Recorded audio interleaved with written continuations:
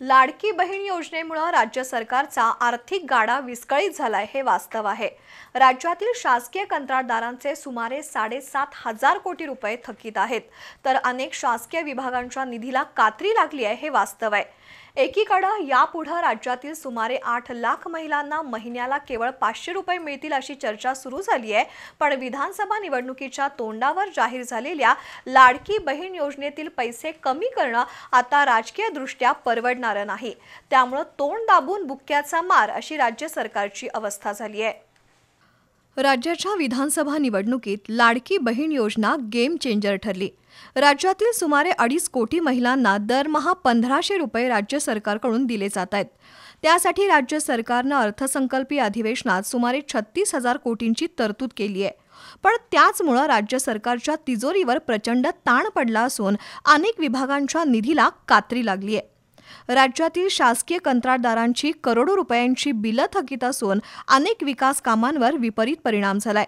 कित्येक वरिष्ठ प्रशासकीय अधिकारी खासगीमध्ये बोलताना लाडकी बहीण योजनेमुळे राज्य सरकारचा आर्थिक गाडा विस्कळीत झाल्याचं पूर्णपणे मान्य करतायत।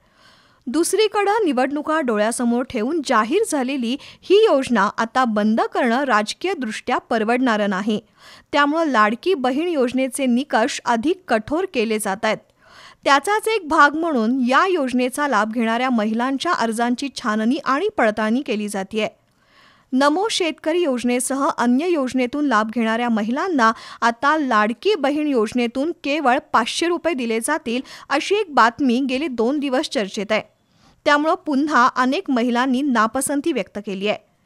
पण मुळात सध्याच्या व्यवहारी जगात कुणीच कुणाला कोणतीही गोष्ट फुकट दिलेली परवडणारी नाही हे मान्य करावं लागेल। त्यामुळे राज्य सरकारकडून लाडकी बहीण योजनेचा पुनर्विचार झाला पाहिजे असं म्हणणारा सुद्धा एक वर्ग आहे।